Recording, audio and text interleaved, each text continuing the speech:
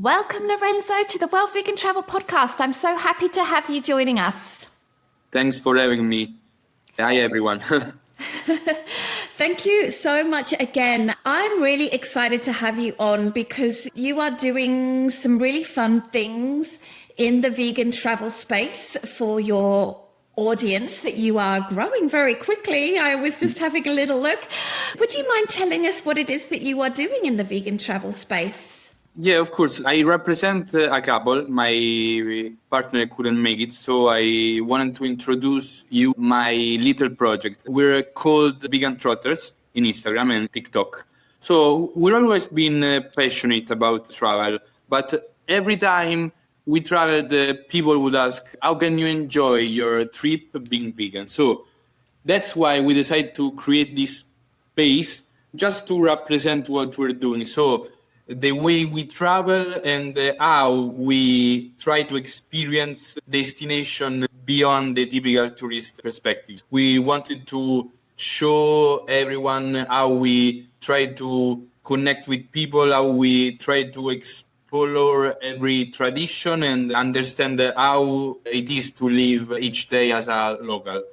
So being vegan is not who we are, but just what we're doing with our lives. It simply shaped the way we explore the world. We explore it, we respect with curiosity and awareness. I love that. I definitely recommend everyone check out Lorenzo or vegan.trotters, I think it is, Instagram, yes. Because you seem to have a very sort of consistent way of producing content, and your Instagram carousels have a lot of value in there. And I was very interested when I was looking before and I saw you recently went to Azerbaijan. I also recently had a short visit to Azerbaijan. I see we went to the same places. That's so fun. Did you enjoy Azerbaijan? Yeah, it was really amazing. We enjoyed it a lot. Yeah. Yeah, really, really cool. Okay. We're going to talk about Lima in Peru.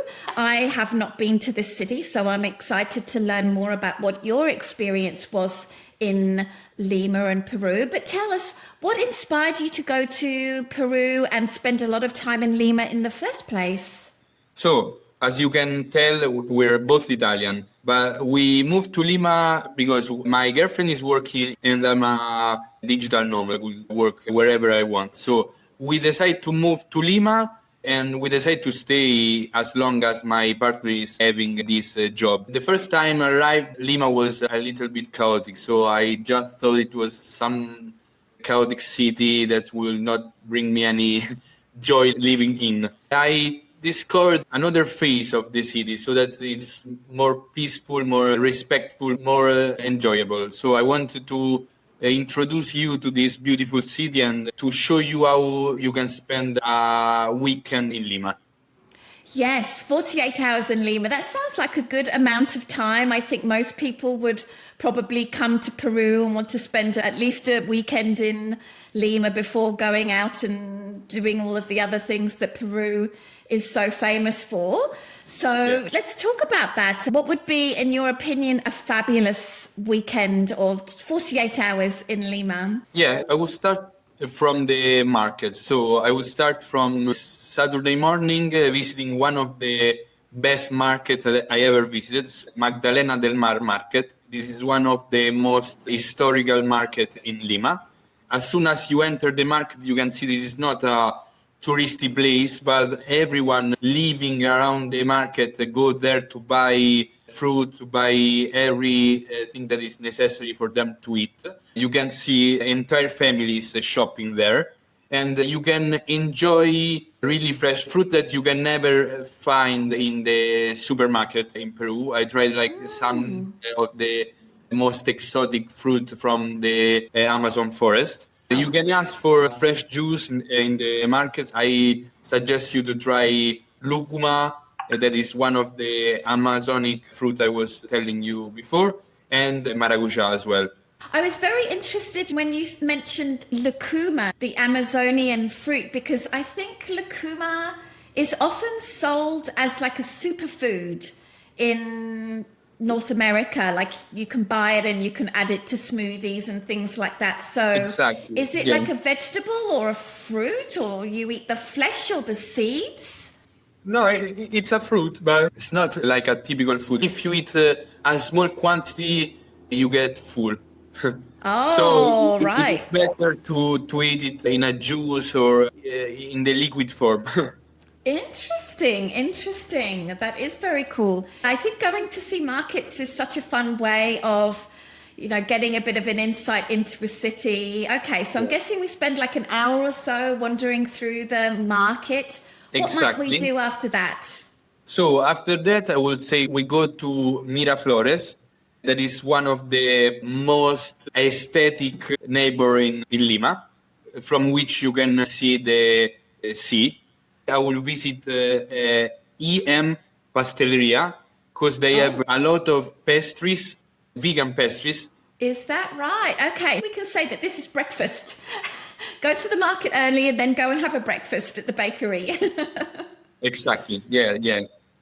That's it. And then you can walk in Miraflores because it's a really peaceful neighbor where you can walk and also sit just to see them surfing. You can watch people enjoy their sports while you're eating a cake. They can be active and we can just eat cake. I love it. Yeah. After the pasteleria, I will suggest you have a walk in Miraflores and then moving to Barranco, that is the neighbor close to Miraflores. You can see a lot of art, street art, a lot of galleries, a lot of fancy bar where you can have coffee. So it is really nice to walk down the street of Barranco. You can also reach the sea and have a walk on the Malecón. It's really nice. Oh, right. Okay, I didn't realize that Lima was by the ocean. Are you saying Lima is by the ocean? It's by the ocean. That's because it's so big you didn't even consider it as a ocean city. And are the beaches beautiful? I wouldn't expect like Caribbean, but it's nice to enjoy the sun on the beach. The only thing is, especially on summer, they get really food. Because Peruvians typically spend their Sunday, Saturday on the beach eating, playing cards. So if you enjoy being around people, I suggest you visit the beach as well. What do you think we should do after walking on the Malecón? That's the seaside promenade. It's like the walkway that goes along the beach, right? Exactly. Then after enjoying the walk, I would suggest you go visit a friend of mine that has here. It is called Dark Kitchen, but in English I would say home restaurant. He has his own home restaurant at home, of course, and he's one of the few people that prepare ceviche, that is one of the most famous dish in Peru, completely vegan and using ingredients that are Peruvian, but they are almost forgotten. So they use some sort of algae that grow just on the lagoon of the Anden. And since he's from Lima, you can also get all the tips for the next day. I see. And that is it Yuyito? Exactly, Yuyito, yeah. Okay, but it's not a restaurant. It's sort of like a home restaurant. That sounds like such a fun experience. And what a great way to get some local interaction. I think some people listening to this podcast might not know what ceviche is. I hadn't really tried it very much until I went to Ecuador this year. Can you explain what ceviche is and how a vegan version is different? Yeah, so ceviche is a fresh and raw fish mixed with sauce that is made out of lemon, oil, cilantro, onion, garlic as well. It's a really fresh sauce. It could be like some sort of sashimi, but the Peruvian version of sashimi. And in the vegan version, they use mushroom to replicate the texture and the flavor of the fish. Yes, that's been my experience too. And sometimes they used heart of palms, which is, I think, another locally used product as well to give that kind of flakiness that fish might give. I love ceviche. If it's on the menu, I'm going to order it. It's so good. Okay, so we've finished. We've had dinner at Yuyito. Can we go out for a drink or some entertainment after dinner, or are we having an early night? I mean, if you want to go out, I would suggest you to go back to Barranco, because it's the place where youngsters go to have drinks, to enjoy the night. You can ask for a classic Chilcano that comes with pisco and Lima juice, and the fruit version can be with mango, can be with every type of fruits they have. Oh, wow. Yeah. The fruits in that part of the world are so good. And of course, nightlife is really nice as well in that part of the world. So I think people should definitely consider going out and having some drink after dinner for sure. Okay, we go to bed. Hopefully we get a good night's sleep because we want to explore Lima on Sunday. Tell us what we might do. So what's left is the historical center, where you can enjoy their buildings that represent one of the UNESCO places in South America. So they still have buildings that are built where Lima was founded, so you can enjoy this very nice view. And also, the city center is something magic. It's kind of crazy what happened there, because they also have a big square where everyone can introduce themselves and start their own sort of spectacle. You can find them having dancing for a theater. So I suggest you all to visit the center and to find this little spot where you can see how they try to draw their attention to their spectacle. So it's kind of nice to visit the city center. So when you go and see these spectacles, is it like busking where you're expected to give a little bit of money at the end? They walk by after they finish their spectacle asking for money, but it is not mandatory. So every time I go there, I bring with some coins. It's really nice because you can also see them dancing all their traditional dances from the Amazonian forest. So they come with all the traditional dress, dancing, and also playing some instruments. Yeah, you're making a good argument for timing your visit to be at the weekend for sure. All right, so we've seen some amazing spectacles and some street theatre. What should we do next? So you can finish visiting the museum. There are a lot of museums in the city center. One of them is of the literature, or you can also visit the historical theater. You can go there or reserving a spectacle or just visiting the structure of the building. And then I suggest you to finish the tour with a vegan restaurant that is in the city center that is called Consulado Vegano. It's one of the best vegan restaurants in the city center, and it's a great opportunity because they offer a big all-you-can-eat buffet. So you can go there and try all the traditional dishes. It would be like €8. You can try all the typical foods. They have a lot of pasta type of food because of the Italian immigration as well. So you can try all the typical food in the same place for a reasonable price. Oh, really? Okay. All right. That's so interesting. And that certainly sounds like a fun restaurant to check out. We'll, of course, have it linked in the show notes there. So if I'm remembering correctly, we've had lunch and now we have the rest of the afternoon. What do you suggest? For the rest of the day, I would suggest either to go back to Ranco to have a drink with your friends, because it's the best place to go have a drink, or go to the beach and enjoying the sun of the summer. I see. That sounds lovely. Okay. This sounds so much fun.